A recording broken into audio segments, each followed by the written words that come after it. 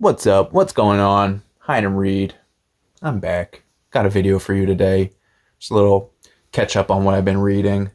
I got what do we got? 6 books here. I'll show you the library book that I'm reading currently, and maybe we'll talk about some book stuff along the way.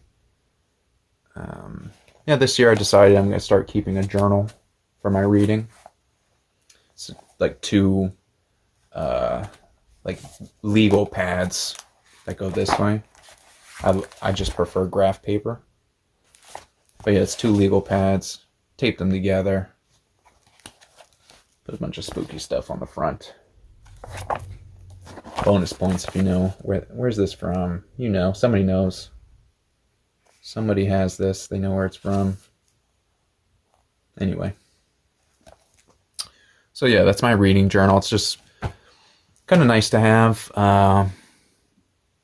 Just like really basic notes, just kind of to go over in my mind the plots and sometimes the characters and stuff, and maybe even notes about the author or like when the story was written. Just kind of like basic anchor points to remind me of what I've been reading. I'm doing it for the short stories too. So the short stories, I think they'll be especially helpful with, like I said, just keeping track of things. Yeah, because basically with the short stories, I'm going to be doubling my plots basically that I'm taking in. I'll be taking in twice as many plots as usual, at least with these short stories. So a little something to help with the memory, which I need. But yeah, we're here to talk about books, not journaling. Journaling is boring. So yeah, the books. I picked this book up last year, and I read most of it last year, and then I had maybe like the last third I needed to finish.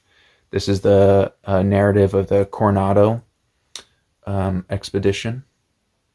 And since I'm so cool and awesome with the edits, I can take pictures and put them up here, and you can see kind of like the nice little notes, maps, and like little handy things that were in here. Another cool thing about this book is that you have the original text, which is Spanish, on one side, and then the English translation on the other. So every now and then I look over at the Spanish and work on my Spanish, which is very poor. But yeah, that's one way to do it. I'm getting a phone call for some reason. I don't want this. Go away.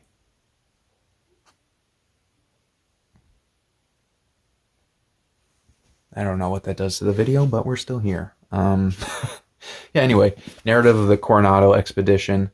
This is talking about the Spanish going from like the northern part of Mexico up into like that. Is that the panhandle of Texas? That top part? Is that what they call the panhandle? And then kind of like back down. And just like the exploration and the different groups they encountered, and there's a lot of like really brutal things going on in this book that are just glanced over. Like a good example towards the end, there's a guy that he gets shot by a poison arrow, and this is all true. He gets shot by allegedly. He gets shot by a poison arrow, and they discovered like a cure to this poison is drinking the quince berry juice, whatever this poison is that they're using in the region. But the guy, he gets hit with the arrow, and they don't get to him quick enough, and his whole arm up to his shoulder, like all the flesh just melts away basically. And so there's this guy on the expedition with a rotting arm, and his arm up to the shoulders like a skeleton. Yes! That's awesome! So you can kind of just, Imagine that. Imagine that. So, and there's a lot of like things that are glanced over, and then also if you use the context clues of what's going on, you understand, oh, they just killed a bunch of people and didn't really tell you about it. So Coronado Expedition, I'm definitely going to be reading again. This is just like my first kind of preliminary read. The next time I read it, I'll be reading it with like maps, you know, and I'll have like the key figures and kind of like a history of the figures and stuff. So I'll be more prepared next time I read this. But just reading it as a story was a lot of fun. Yeah, so Narrative of the Coronado Expedition, if you're into, yeah, even if you just like historical fiction, this read, you know, pretty damn close. So I like that book a lot. I think that's going to be something I'll be studying more in the future, and maybe it's even like kind of a lifetime kind of book for me. We'll see. That was a big deal. You know, a small thing, but for me, this is, I don't know. It seems like we're moving in the right direction. So let's get a little less serious. I read some manga. I always read manga. I try to. Bleach, volumes 4, 5, and 6 now. This is a gift from the Pizza Rat. He also gifted me the next 3 volumes. Probably the last 3 volumes of Bleach I'll be reading. Just because it's like, I'm not gonna probably, you know, maybe something will happen at the end of the last volume that I'll be like, well, now I need to find out. And actually the library has a bunch of the Bleach volumes, so I could keep going in the series without paying. But yeah, it's fun enough. I'm enjoying the time that I spend reading it, but it's just like I don't feel really compelled to go much further. Again, I'll take pictures of the panels and you'll see them on the screen, and won't that be fun? I know I kind of promised when I started making videos that we want to be doing edits, but I don't think that counts, right? That's just useful. That's helpful for everybody.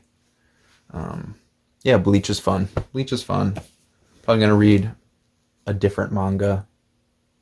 Switch up the series a little bit. Maybe something more classic and serious. These 2 books were kind of related.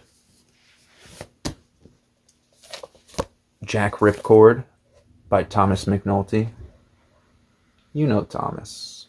You know Mr. McNulty. And Captain Moxley and the Embers of the Empire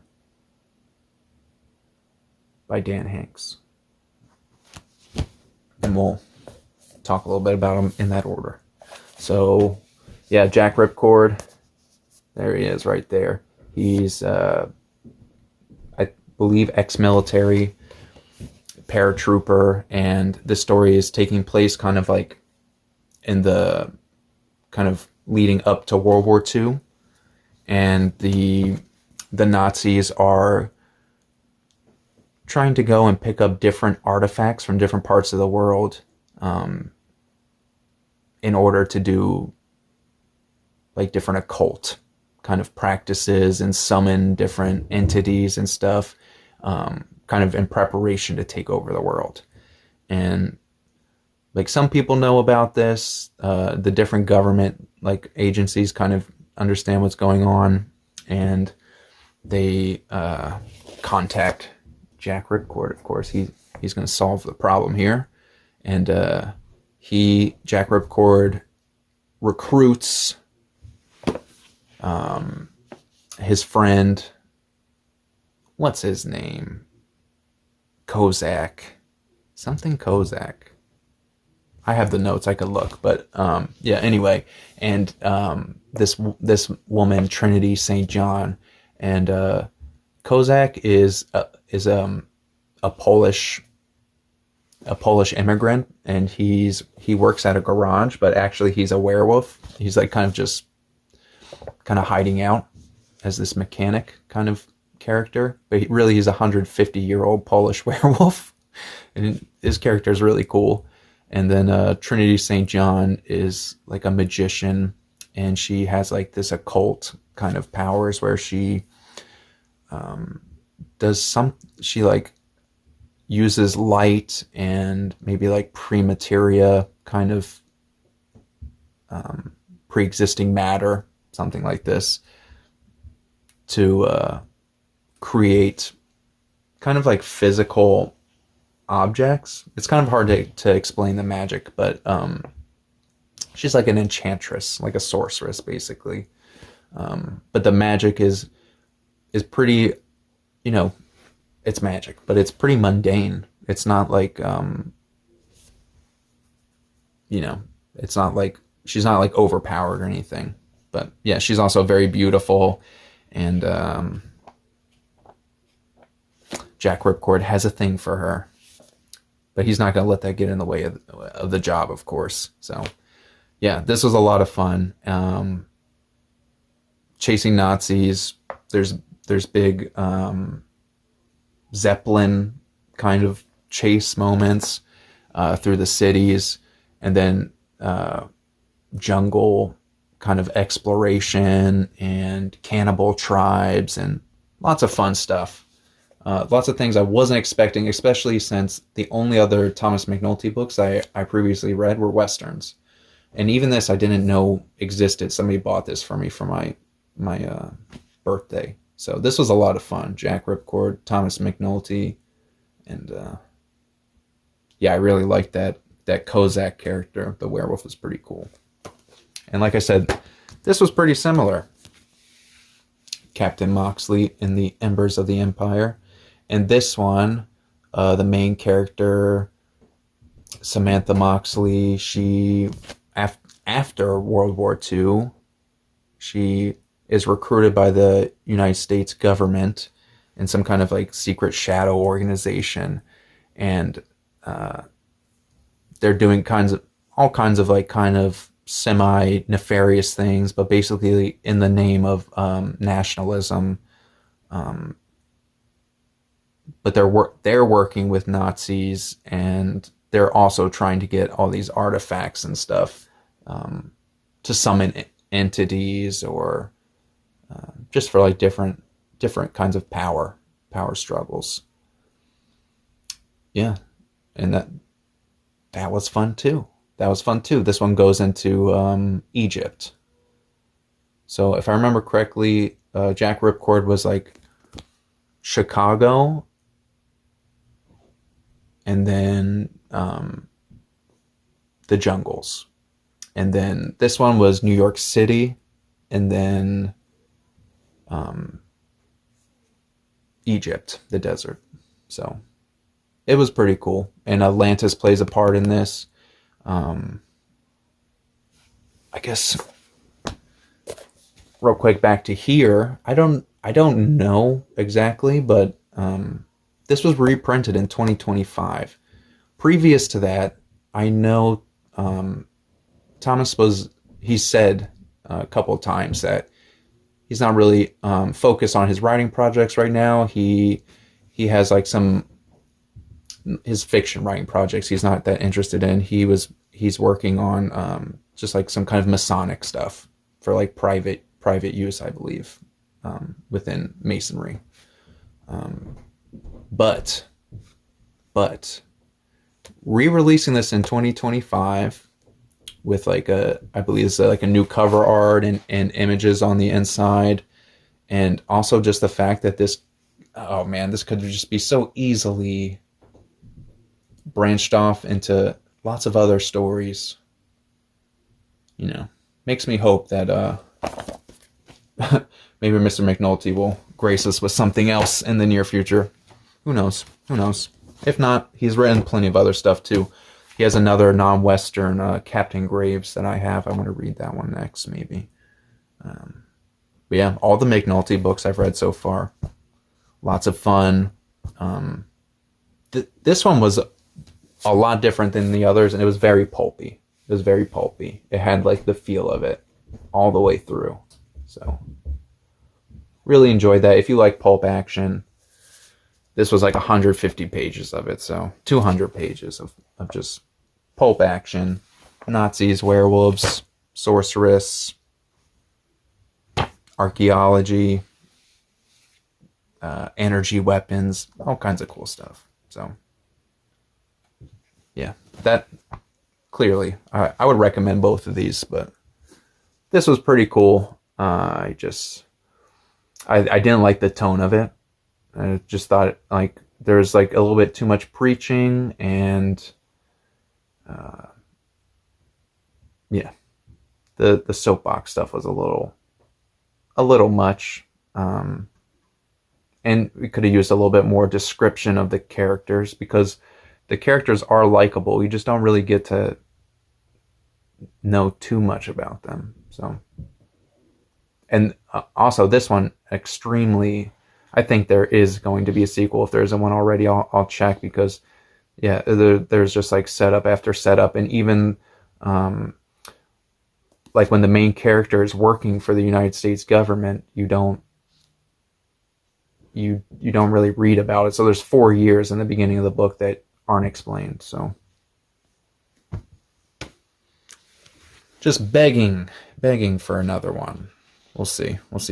Mr. Dan Hanks. Okay, how about this?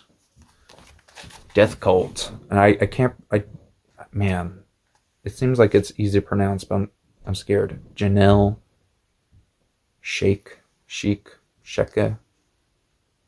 Couldn't tell you. Picked this up at the used bookstore. I was kind of surprised to see self-published, but I see a lot of horror self-published stuff. But this sounded fun. It was quick read, kind of like The Hills Have Eyes, but instead of killer mutants, is like a cult.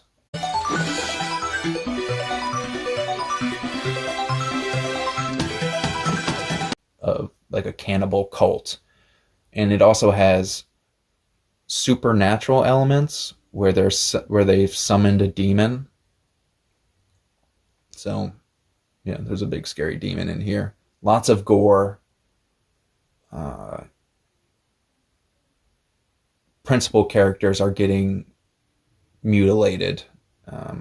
You don't know who's going to make it out alive, or if anyone is going to make it out alive. And I think this is the second book from the author. So I think she has more out now. I don't recall who, but somebody in this like kind of close booktube area is a fan of this author. So that's why I grabbed it. I don't remember who was showing her books, but if I see another one of her books, I'll pick it up. Death Cult. Pretty good. And last one that I read, not a book, I just read one chapter from this book. I've been splitting it up just because this thing that's too much, right? Too much. But yeah, I read chapter 4 of Alaska. I only read one chapter this time because it was over 100 pages, and really enjoying this. Now we've passed the cavemen, we've passed, before that was like woolly mammoths, and then it goes to like Eskimo or Inuit, one to the other. I don't remember which one, but yeah, like native kind of tribal people. And the last chapter was the Russians entering, and because Russia doesn't really have a seaport per se. If you're a smarty pants with the current events, you know all about that. But yeah, Russia's been trying to get a seaport for a long time, and that's why they end up owning Alaska basically. And so this just covers the Tsar sending out a Cossack and a merchant basically to go explore the waterways in the furthest reaches of Russia, basically, of the land. So, yep, Alaska. so far so good. Really enjoying it. To be honest, I could just read the whole thing, but then I wouldn't get to come on here and make videos of what I read. I don't read that fast. So, last but not least, 20 minutes. Last video, I think, was like a book haul video or something. I showed that I want to read more stuff from the library. The book that I picked didn't really align with my goals. I don't know why I didn't realize that as soon as I picked it. But as soon as I went to go read, I was like, well, I need to read more serious stuff, and I have enough kind of fun, silly things I want to read, so I don't need to be checking that out from the library. So I went back and picked out something serious, fun, and silly. Confederacy of Dunces, John Kennedy Toole. Graz recommended this to me. Who is Graz? He used to have a booktube channel. I don't know if he still watches this one, but I still talk to him every now and then, and this is one of his favorite books. Been meaning to read it for like the past year. It's excellent. Confederacy of Dunces, and yeah, we'll definitely be talking about this one in the future. So that's all you'll get from me. Until next time, find somewhere to hide, find something to read. Peace.